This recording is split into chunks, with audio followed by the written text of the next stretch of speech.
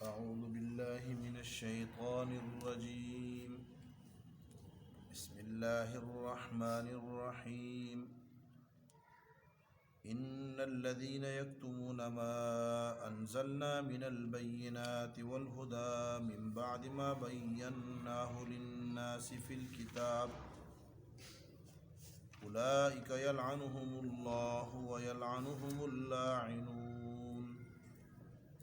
إلا الذين تابوا وأصلحوا وبينوا فأولئك أتوب عليهم وأنا التواب الرحيم. إن الذين كفروا وماتوا وهم كفار أولئك عليهم لعنة الله والملائكة والناس أجمعين خالدين فيها لا يخفف عنهم العذاب ولا هم ينظرون. ان الذين يكتمون ما انزلنا، بے شک وہ لوگ جو چھپاتے ہیں ما اس چیز کو انزلنا جو ہم نے اتاری ہے، یعنی آپ کی نبوت کے علامات، والہدا اور انبیاء کرام کی سنن مبارکہ، من بعد ما بیناہ للناس فی الکتاب، بعد اس کے کہ ہم نے ان کو واضح کر دیا ہے لوگوں کے سامنے کتاب میں،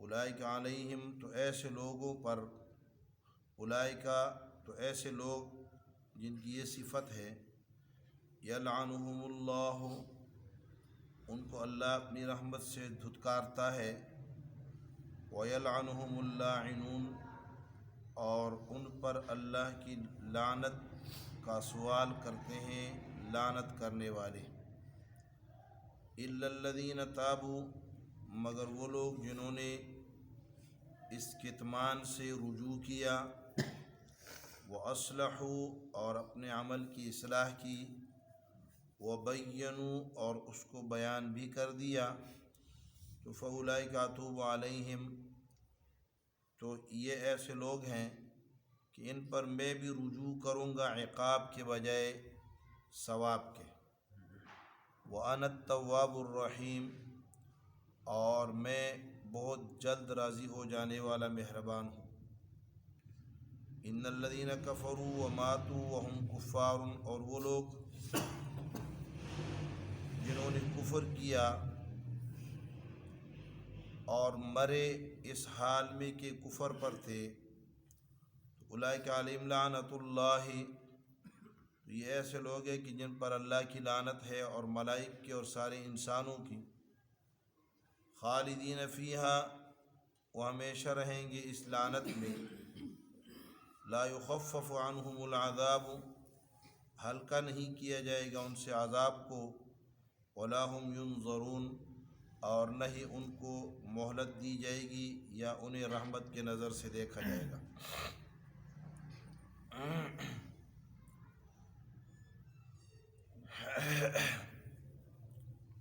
اب تک جو سورت میں مضمون چلا ہے تو دو مضامین ابتدائی سورت سے اب تک آئے ہیں. پہلا مضمون توحید کا تھا، جس کے لیے تمہید کے طور پہ قرآن کریم، حقانیت قرآن اور اس کے بعد 3 جماعتوں کی تفصیل تھی. دوسرا مضمون رسالت کا تھا، مسئلہ رسالت پر 6 اعتراضات گزرے. ان اعتراضات کا مقصد یہ تھا کہ مسئلہ رسالت مستور ہو جائے، چھپ جائے، اس کی وہ نظر نہ آئے اور اس پر پردہ پڑ جائے. اعتراضات کا مقصد یہ تھا. تو اب ان اعتراضات کے اس مقصد کو اللہ رب العالمین بطور زجر واضح کر رہے ہیں، ظاہر کر رہے ہیں کہ تمہارا اعتراضات کرنے سے مقصد یہ ہے کہ حق کا کتمان ہو جائے، حق چھپ جائے. تو کتمان حق کے لیے تم نے اب تک جو اعتراضات کیے ہیں، عمومی طور پہ جو سوالات ہوئے ہیں وہ اہل کتاب کی طرف سے ہوئے، مشرکین مکہ، اور اہل کتاب میں بھی پھر خصوصی طور پہ یہود کے طرف سے ہوئے ہیں۔ نصارہ اور مشرکین مکہ وہ ان کے تابع ہو کر بطور تبعیت کے انہوں نے تابعیت کے وہ بھی ان اعتراضات میں شریک ہوئے ہیں، ورنہ تو عمومی طور پہ اعتراضات کی بنیاد جو ہے وہ یہود سے ہے۔ تو یہاں دو مضامین ہیں۔ پہلا مضمون آیت نمبر 159 اور 160 میں ہے، دوسرا مضمون ان الذین کفروا یہاں سے ہے۔ یہ پہلا مضمون زجر کا ہے، ڈانٹ ہے، اور دوسرا مضمون یہ تخویف دنیاوی کا اخروی کا ہے۔ دنیا میں کتمان حق کی سزا وہ اللہ کی پھٹکار ہے، اور آخرت میں کتمان حق کی سزا وہ ہمیشہ ہمیشہ کا جہنم ہے، ہمیشہ کی وہاں ہمیشہ کا عذاب ہے۔ تو ان دونوں کو یہاں مسئلے کا بس اختتام ہو رہا ہے۔ دو مسائل، چار بنیادی طور پہ صورت کے اندر میں نے آپ سے عرض کی تھی کہ 4 مسائل ہیں۔ پہلا مسئلہ توحید کا ہے، دوسرا مسئلہ رسالت کا ہے، تیسرا مسئلہ جہاد، اور چوتھا مسئلہ انفاق یعنی اللہ کے راستے میں خرچ کرنے کا ہے۔ یہ 4 مسائل بنیادی طور پہ بیان ہو رہے ہیں، اور سورت کے 2 حصے ہیں۔ پہلا حصہ میں 2 مسئلے ہیں، دوسرے حصے میں دوسرے 2 مسائل ہیں۔ تو اب تک مسئلہ توحید اور مسئلہ رسالت کا تذکرہ ہو چکا ہے۔ اب اخیر میں مسئلہ رسالت کے حوالے سے، بلکہ دونوں مسائل کے حوالے سے کچھ تتمیمی اور اختتامی کلمات اور اختتامی احکامات ذکر کیے جا رہے ہیں۔ تو ان میں پہلا حکم جو اختتام کی طرف جاتے ہوئے مسئلے کو سمیٹتے ہوئے رب العالمین بیان فرما رہے ہیں، تو وہ ہے کتمان حق پر وعید شدید۔ تو فرمائے ان الذین یکتمون ما انزلنا، بے شک وہ لوگ جو چھپاتے ہیں، کتمان کہتے ہیں عدم اظہار الشیء مع حاجت اظہارہ، ایک چیز کے ظاہر کرنے کی ضرورت ہے، بیان کرنے کی ضرورت ہے، اور آپ اسے بیان نہیں کرتے تو اس کو کتمان کہتے ہیں۔ ایک چیز کی ضرورت نہیں ہے، آپ بیان نہیں کرتے تو اس کو کتمان نہیں کہتے۔ ہاں، ایک چیز کی ضرورت، ایک مسئلے کی وضاحت کی ضرورت ہے، پھر عام عقلی مسائل کے بارے میں نہیں، عقلی مسائل کو آپ اگر بیان نہ بھی کریں تو اس میں کوئی حرج نہیں، جب تک کہ وہ معاون نہ ہو کس کے، شرعی احکامات اور مسائل کے لیے۔ لیکن ما انزلنا جو آسمانی وحی ہے اور جو آسمان کی طرف نازل شدہ احکامات ہیں، ان کو چھپا لینا اور ان کو بیان نہ کرنا، یہ کتمان حق کہلاتا ہے۔ اس لیے فرمائے ان الذین یکتمون، کتمان کرتے ہیں کس چیز کا؟ ما انزلنا۔ اور آپ علیہ الصلوۃ والسلام نے فرمایا ساکت عن الحق شیطان اخرس، کہ موضع حق میں حق کی اظہار کی ضرورت ہو، بیان کی ضرورت ہو، اور بیان کرنے والا اس پہ پردہ ڈال دے اور اس سے خاموش ہو جائے تو فرمایا یہ گنگا شیطان ہے۔ تو علماء یہود آیت جو ہے ان کے بارے میں نازل ہوئی ہے، لیکن یہ اصول ہے، اصولی تفسیر کا یہ اصول ہے کہ احکامات جو آیات کے ہوتے ہیں وہ عام ہوتے ہیں، اگرچہ سبب نزول ان کا خاص ہو، اگرچہ کسی خاص واقعے کے اندر وہ نازل ہوئے ہوں، لیکن احکامات ان کے کیا ہوتے ہیں؟ عام ہوتے ہیں۔ تو اس لیے امام ابن کثیر رحمۃ اللہ علیہ لکھتے ہیں کہ یہ آیت ہر اس آدمی کے لیے وعید ہے جو ما انزلہ یعنی آسمانی وحی کی وضاحت اور بیان کرنے میں اپنے مفادات یا کسی خوف اور ڈر کا شکار ہو جائے۔ دو چیزیں ہوتی ہیں۔ علامہ ابن قیم نے زاد المسیر میں لکھا ہے کہ عمومی طور پہ انسان جب حق سے منہ پھیرتا ہے تو اس کی بنیادی اسباب دو ہوتے ہیں۔ حق چھپاتا ہے تو اس کی بنیادی اسباب دو ہوتے ہیں، لالچ اور خوف۔ یا انسان ڈرتا ہے تو ڈر کی وجہ سے حق نہیں بیان کرتا، یا کہتے ہیں کہ اگر حق بیان کروں گا تو میرے مفادات کو نقصان پہنچے گا، تو لالچ کی بنیاد پہ وہ حق کو واضح نہیں کرتا۔ اس لیے علامہ ابن قیم نے لکھا ہے کہ مسلمان کا ایمان اس قدر ان دونوں مواقع پہ ایسا مضبوط ہونا چاہیے کہ خوف میں اگر کوئی تلوار آپ کے سر پہ رکھ دیں یا آپ کے گلے پہ رکھ دیں اور کہہ دیں کہ یہ گلا کٹنے لگا ہے اور میں کیا کرتا ہوں، تم حق کو واضح نہ کرو، حق بات سے پیچھے ہٹ جاؤ۔ علامہ ابن سکیت ایک بزرگ گزرے ہیں، ابن سکیت، یہ بڑے لغوی تھے، ماہر تھے لغت کے، اور متوکل اور معتصم کے زمانے میں تھے۔ متوکل اور معتصم، انہوں نے ایک دن ان کو کہہ دیا کہ متوکل اور معتصم، کسی نے پوچھ لیا کہ متوکل اور معتصم بہتر ہیں یا حسن و حسین بہتر ہیں؟ تو علامہ ابن سکیت نے کہا اچھا، یہ تو تم نے عجیب جو ہے نا تناسب نسبت بنا دی۔ حسن و حسین، متوکل اور معتصم نے کہا جس گھوڑے پہ حسن و حسین بیٹھتے تھے اس گھوڑے کے ناک میں سے جو پانی نکلتا تھا، اس پانی پہ جو غبار لگتا تھا، معتصم اور متوکل اس کے برابر بھی نہیں ہے۔ تو انہیں پکڑ لیا گیا اور پکڑ کر ان کی زبان کھینچی گئی۔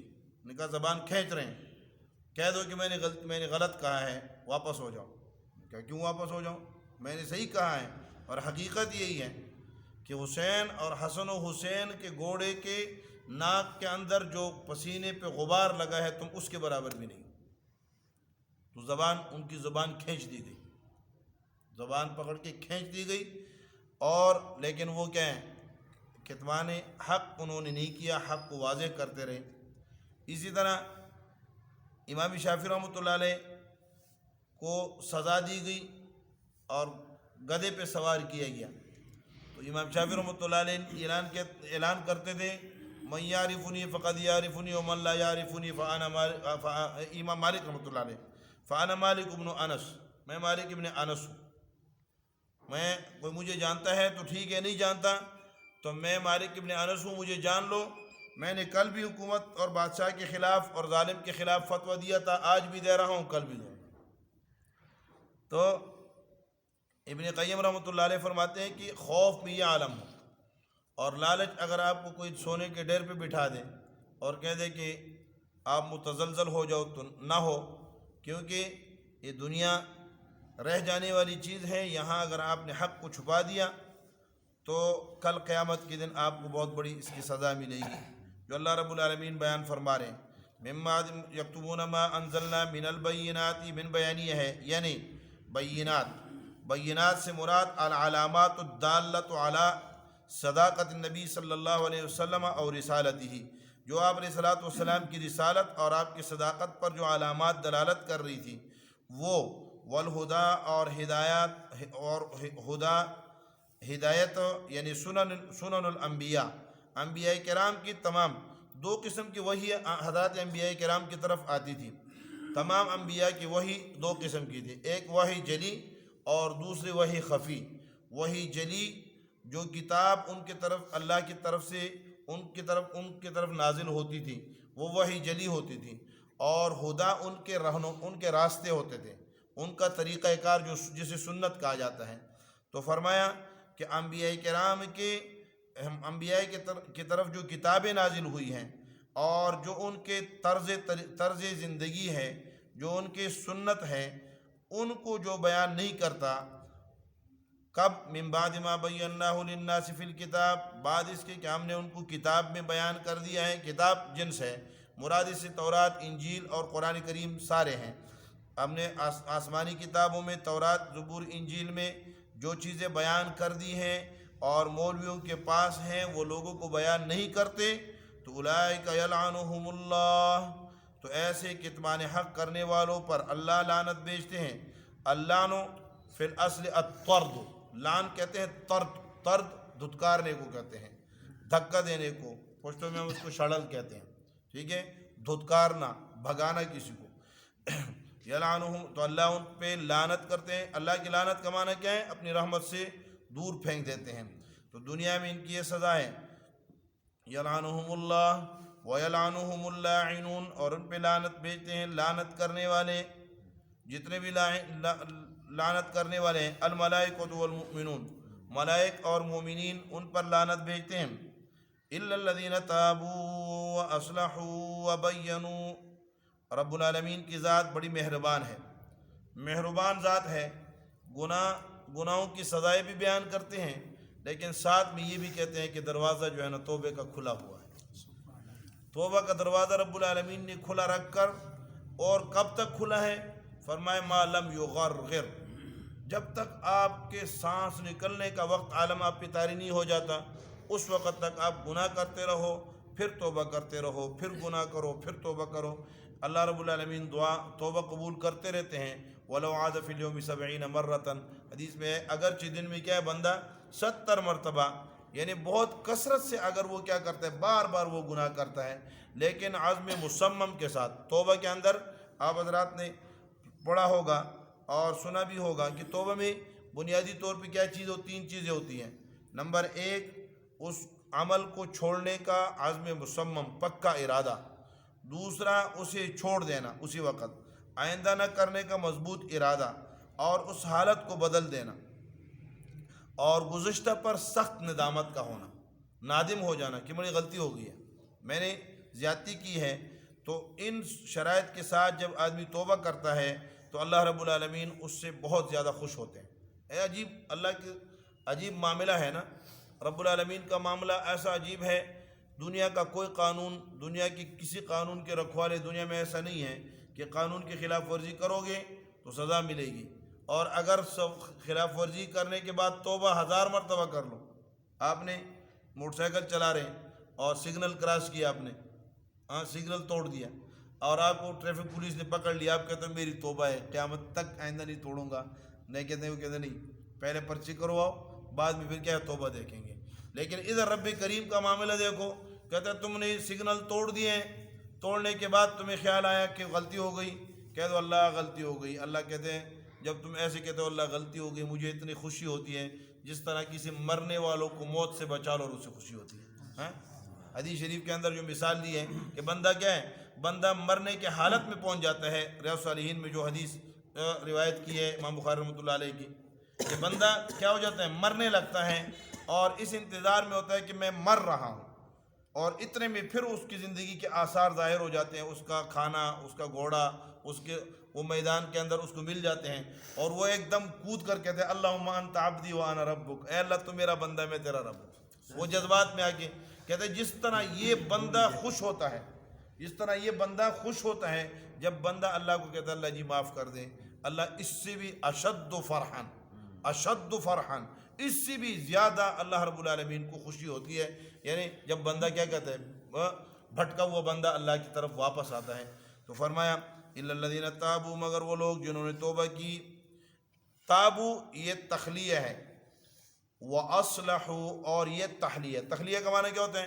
اب کسی کو دلہن کو جب تیار کرتے ہیں نا تو پہلے اس کو کیا کرتے ہیں، نہلاتے ہیں اور اس کا میل کچیل اتارتے ہیں، پھر اس کے بعد کیا کرتے ہیں، اس کے اوپر پینٹ شینٹ کرتے ہیں نا، تو پینٹ بعد میں کرتے ہیں، اور پہلے کیا کرتے ہیں، پہلے اس کی تخلیہ صفائی کرتے ہیں۔ تو توبہ تخلیہ ہے اور اصلحوا تحلیہ ہے، تحلیہ زیورات پہننا۔ تو فرمایا پہلے کیا کریں، توبہ کریں کہ اللہ جو گزشتہ گناہ کیے اللہ معاف کر دے، وَأَصْلَحُوا اور آئندہ کے لیے اصلاح کر لیتے ہیں، اصلحوا ما افسدوا جو فسادات انہوں نے پھیلائے ہوتے ہیں اس سے توبہ کر لیں۔ اور تیسرے علماء کے توبے کے اندر تیسری چیز یہ ہے، عالم کے توبہ میں تیسری چیز یہ ہے وَبَيَّنُوا، اعلان بھی کرے گا۔ اگر ممبر کے اوپر غلط بات کی ہے تو ممبر کے اوپر اس کی وضاحت کر دیں. کتاب کے اندر غلط چیز لکھی ہے، غلط نظریہ لکھ دیا، غلط عقیدہ لکھا ہے، غلط عمل لکھ دیا ہے، تو اس کی کتاب کے اندر لکھ کر وضاحت کر دے کہ میں نے مجھ سے یہاں پہ غلطی ہو گئی، مجھ سے یہاں غلطی ہو گئی. الا الذین تابوا واصلحوا وبینوا، اور واضح بیان بھی کر دیں. یہ علماء کی توبہ ہے. عام آدمی کی توبہ کیا ہے؟ تابوا واصلحوا، گزشتہ سے توبہ کر لیں، آئندہ کی اصلاح کر لیں، عمل صحیح کر لیں، بس ٹھیک ہے. فاولئک اتوب علیہم، تو ان پر میں مہربان ہوتا ہوں. توبہ کا معنی کیا ہوتا ہے؟ رجع. تاب یتوب معنی رجع رجوعا، واپس ہونا، لوٹنا، واپس ہو جانا. تو تاب جب بندے کے بارے میں آتا ہے کہ تاب العبد، بندے نے توبہ کی، یعنی ترک المعصیۃ السابقہ، سابقہ معصیت چھوڑ کے کیا کر دی؟ نیکی کا راستہ اختیار کر لیا.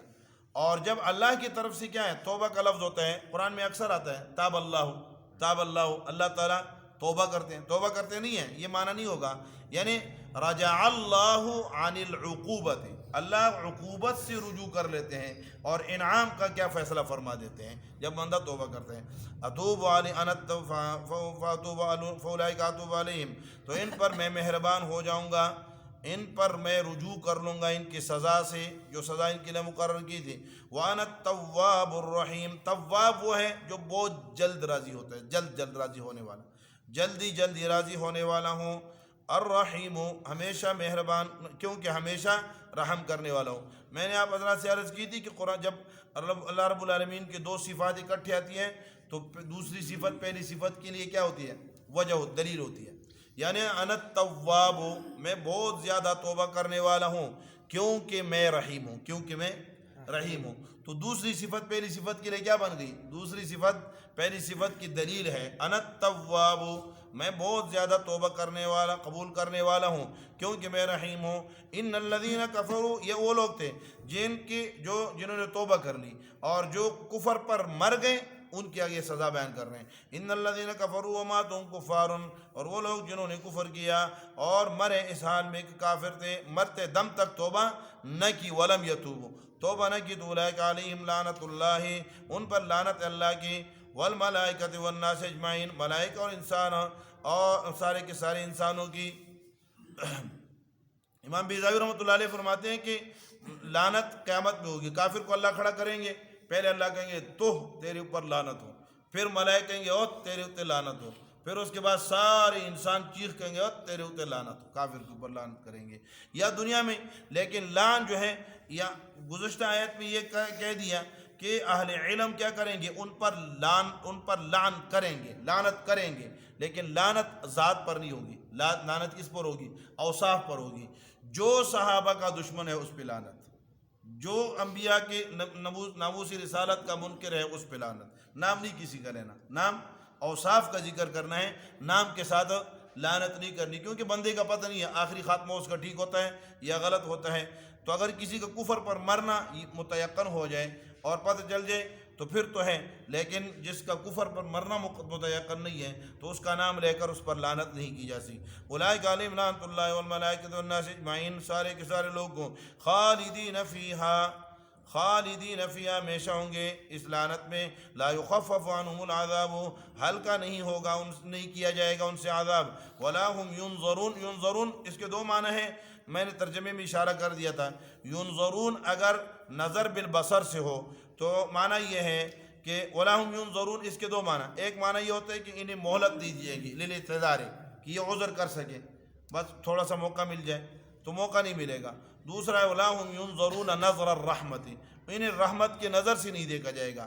یا ولا هم ینظرون لا یعیدون الی الدنیا للتوبۃ، توبہ کے لیے دنیا میں واپس نہیں آ سکیں گے. بندہ بہت سوال کرے گا، بہت منتیں کرے گا، سماجتیں کرے گا، اللہ ایک باری واپس بھیج دو، ایک مرتبہ بھیج دو، اے اللہ ایک مرتبہ بھیج دو، میں ٹھیک ہو جاؤں گا. لیکن اللہ رب العالمین پھر موقع نہیں ملے گا. اس لیے ہماری دنیا کی زندگی یہ موقع ہے، چانس ہے. اس چانس سے ہم کیا کریں؟ فائدہ اٹھائیں. موت کا کوئی پتہ نہیں ہے، موت کا کوئی پتہ نہیں ہے. ہر چیز کا پہلے پتہ چل جاتا ہے، کچھ نہ کچھ اندازہ ہو جاتا ہے. بارش آتی ہے تو اس کا اندازہ پہلے سے بادل آ جاتے ہیں. دوسری چیزیں، زلزلے بھی آتے ہیں تو زلزلے والے پہلے بتا دیتے ہیں ہاں کہ اتنے عرصہ بعد جو ہے نا زلزلہ آنے کا امکان ہے، لیکن موت بندہ جب دنیا میں آتا ہے نا تو 9 ماہ پہلے پتہ چل جاتا ہے کہ اس نے آنا ہے.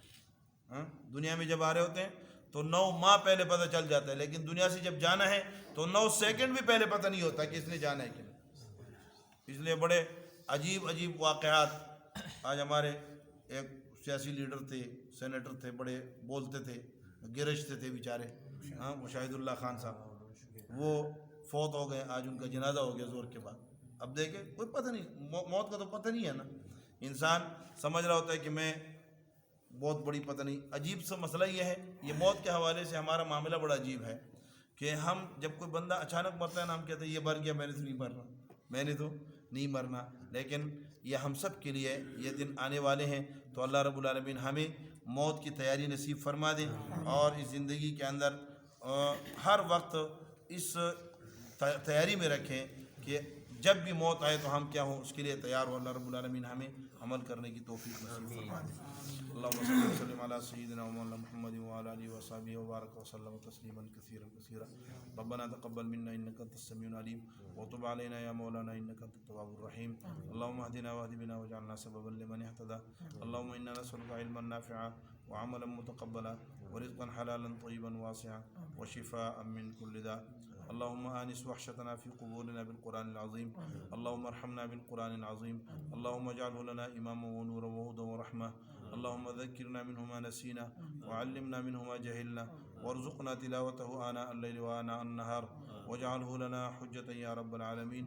صلى الله تعالى على النبي الكريم وعلى آله وصحبه أجمعين.